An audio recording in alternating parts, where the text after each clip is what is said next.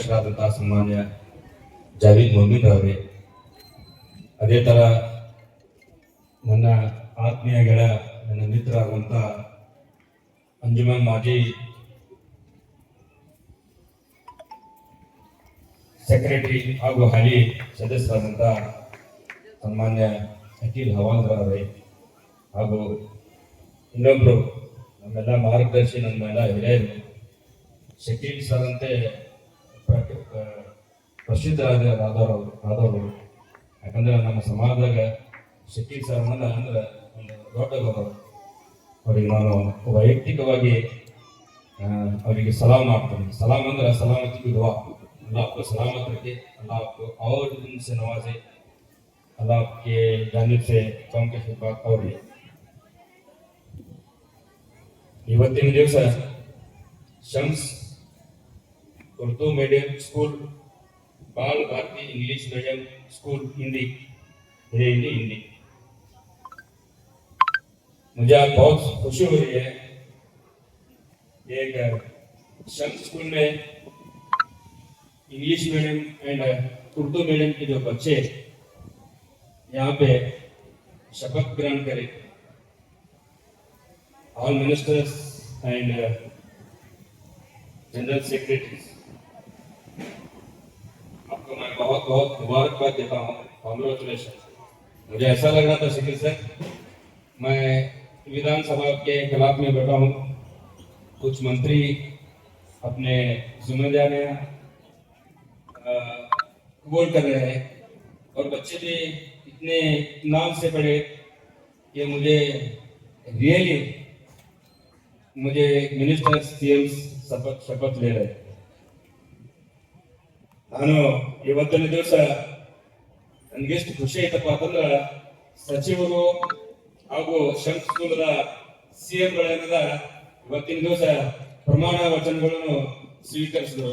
ಅದು ಹ್ಯಾಂಗ್ ಸ್ವೀಕರಿಸಿದ್ರಪ್ಪ ಅಂತ ಅಲ್ಲಾಹನ ಮೇಲೆ ಆಣಿ ಮಾಡಿ ಏನದ ಪ್ರಮಾಣ ವಚನಗಳು ಸ್ವೀಕರಿಸಿದ್ರು. ಅದು ಬಹಳಷ್ಟು ಅಚ್ಚುಕಟ್ಟಿನವಾಗಿ ಅವರು ಪ್ರಮಾಣ ವಚನಗಳನ್ನು ಸ್ವೀಕರಿಸಿದ್ರು. ಇವತ್ತಿನ ದಿವಸ ನಾವು ಮುದ್ದು ಮಕ್ಕಳೇ ಹಾಗೂ ಇಲ್ಲಿ ಶಿಕ್ಷಕರೇ ನಮ್ಗೆ ಏನ್ ನೋಡ್ಲಿಕ್ಕೆ ಸಿಕ್ಕಪ್ಪ ಅಂತಂದ್ರ ಇಲ್ಲಿ ಶಿಕ್ಷಕರು ಟೀಚರ್ಸ್ ನೀವು ಏನ್ ಮಾಡ್ರಿ ಇಲ್ಲಿ ಅನ್ನೋದು ನಮ್ಗ ಕಾಣ್ ಬಂತು. ಯಾಕಪ್ಪ ಅಂದ್ರ ಈ ಮೈಕ್ ಹಿಡಿಬೇಕಪ್ಪ ಅಂದ್ರ ಏನಾರ ಹಿಡಿದ ಬರೇ ಸಲಾಮ್ ಅಲೈಕುಂ ರಹಮತುಲ್ಲಾಹಿ ಅನ್ಬೇಕಂದ್ರ ಬಹಳಷ್ಟು ಶಕ್ತಿ ಬೇಕು, ಬಹಳಷ್ಟು ವಿಚಾರವಂತ ಬೇಕು. ಇವತ್ತಿನ ದಿವಸ ನೀವೆಲ್ಲ ಸಚಿವರು ಮಿನಿಸ್ಟ್ರಿ ಅಂತ ಹೆಸರನ್ನು ಹೇಳಿದ್ರು.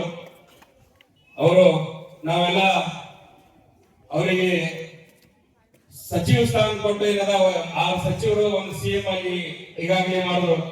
ವೇದಿಕೆ ಮೇಲೆ ನನ್ನ ಹಿರಿಯ ಅಣ್ಣಾದಂತ ಸನ್ಮಾನ್ಯ ಯಾಕೂಬ್ ನಾಟಿಕರ್ ಅವರು ಆಸೀನರಾಗಬೇಕಂತ ಶಮ್ಸ್ ಸ್ಕೂಲ್ ಸಂಸ್ಥಾಪಕರ ಕಡೆಯಿಂದ ಕೇಳಬೇಕೇನೆ. ಶಮ್ಸ್ ಸ್ಕೂಲ್ ಅಪ್ಪ ಅಂತಂದ್ರ ನಾವು ಇಲ್ಲಿ ಇದು ಬೆಳೆದಿದ್ದು ನೋಡಿ, ಬೆಳೆದು ನಿಂತಿದ್ದು ನೋಡಿವಿ.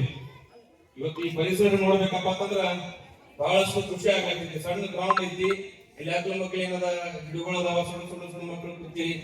ಆದ್ರ ಇಲ್ಲಿ ವಿದ್ಯಾಭ್ಯಾಸ ಏನದ ಬಹಳ ಚೆನ್ನಾಗಿ ವಿದ್ಯಾಭ್ಯಾಸ ಸರ್ ಅನ್ನು ಕೊಡ್ತಾರ. ಯಾಕಪ್ಪ ಅಂತಂದ್ರ ನನ್ನ ಮನೆಯಲ್ಲಿ ನನ್ನ ಮೂರು ಮಕ್ಕಳು 2 ಹೆಣ್ಮಕ್ಳು, 2 ಹೆಣ್ಮಕ್ಳು ನಮ್ಮ ಪಕ್ಷ ಜಿನ್ನತ್ ಪಕ್ಷ ಅಂತ ಇಲ್ಲೇ ಓದಿ ಏನದ ಇವತ್ತು ಮೆಡಿಕಲ್ ಓದ್ತಾ ಇದ್ದಾರೆ. BMS ಮೆಡಿಕಲ್ ಕಾಲೇಜ್ದಾಗ ಏನದ ಇವತ್ತು ಅವ್ರು ಓದ್ತಾ ಇದೆ, ಅವ್ರ ಲ್ಯಾಸ್ ಆಗಿದೆ. ಮತ್ತೊಬ್ರು ಏನದ ನನ್ನ ಮಗಳೇನದ ಅಮಲಾ ಸಿಮಾಫುರತ್ ಅಂತ, ಅವರು ಇಲ್ಲೇ ಓದಿ ಏನದ ಇವತ್ತಿನ ದಿವಸ ಏನದ ವಿಜಯಪುರ ಚಾಣಕ್ಯದಾಗ KS ಮಾಡಾಕ್ತಾರೆ. ಅದು ಶಕೀಲ್ ಸರ್ ಆಶೀರ್ವಾದದಿಂದ ಹಾಗೂ ಸಿಕಂದರ್ ಸರ್ ಆಶೀರ್ವಾದದಿಂದ. ಹಾಗಾಗಿ ತಮ್ಮೆಲ್ಲರಿ ಮುದ್ದು ಮಕ್ಕಳಿಗೆ ನಾನು ಹೇಳಕ್ ಬಯಸೋದು ಏನಪ್ಪ ಅಂತಂದ್ರೆ ತಾವೇನದ ಇವತ್ತಿನ ದಿವಸ ಅದು ಪ್ರಮಾಣ ವಚನಗಳನ್ನು ಸ್ವೀಕರಿಸಲ್ಲ. ಒಂದೊಂದು ಕಾಲದಲ್ಲಿ ತಾವೇನದ ಅದೇ ಪ್ರಮಾಣ ವಚನದ ವಿಧಾನಸಭೆಯಲ್ಲಿ ಪಾರ್ಲಿಮೆಂಟ್ ನಲ್ಲಿ ನೀವು ಆ ವಚನ ತಗೋತೀರಂತ ದೇವರಿಂದ ಅಲ್ಲಾಹನ ನಾನು ಬೇಡ್ಕೊತೀನಿ.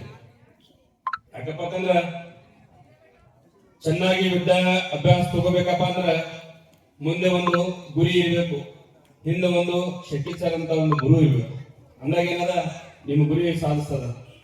ಇವತ್ತಿನ ದಿವಸ ಇಷ್ಟೆಲ್ಲ ಮೊದಲ ಸರ್ ಏನ್ ಹೇಳಿದ್ರು, ಇದು 15 ಆಗಸ್ಟ್ಗೆ ಮಾಡೋದಿತ್ತು, ಅನಿವಾರ್ಯ ಕಾರಣಕ್ಕೆ ಏನದ ಅವತ್ತಿನ ದಿವಸ ಮಳಿ ಬರುವ ಕಾರಣಕ್ಕಾಗಿ ನಾವೇನು ಸರ್ ಒಂದ್ ದಿವಸ ಮುಂದಾಗ್ತೀವಿ ಸರ್ ಅಂತಂದ್ರು.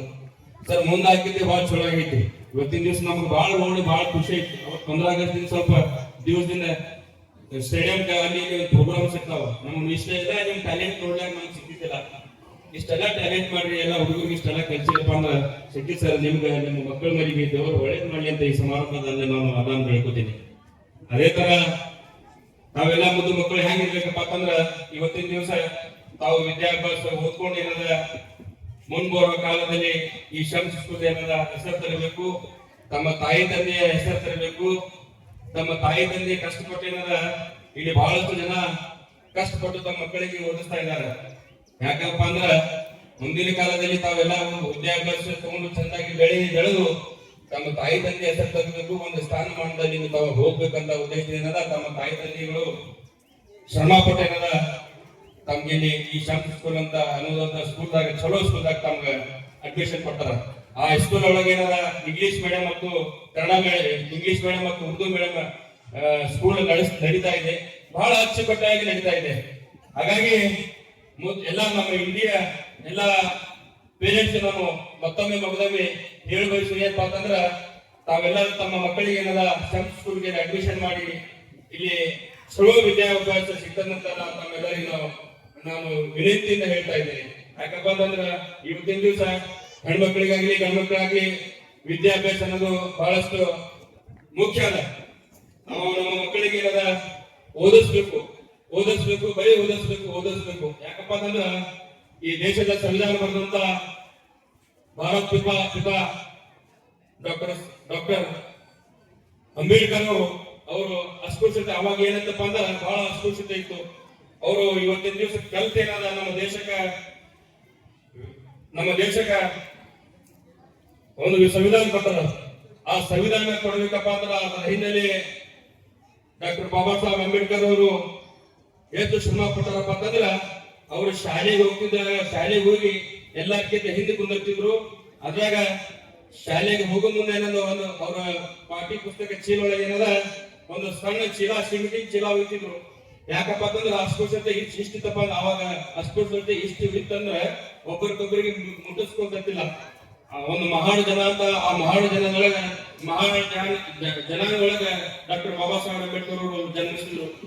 ಅವಾಗ ಅಸ್ಪೃಶ್ಯತೆ ಇಷ್ಟಿತ್ತಪ್ಪ ಅಂತಂದ್ರ ಆ ಮಹಾನ್ ಜನರಿಗೆ ಮುಟ್ಟಿಸ್ಕೊಡ್ತಿದ್ದಿಲ್ಲ, ಅವ್ರಿಗೆ ಬ್ಯಾಗಿನ ನೀರ್ ಹಾಕ್ತಿದ್ರು. ಅಂತ ಇದ್ರೊಳಗ ಡಾಕ್ಟರ್ ಬಾಬಾ ಸಾಹೇಬ್ ಅಂಬೇಡ್ಕರ್ ಏನದ ಅವ್ರ ವಿದ್ಯಾರ್ಥಿ ಕಲಿತೇನದ ನಮ್ಮ ದೇಶಕ್ಕೆ ಸಂವಿಧಾನ ಕೊಟ್ಟರು.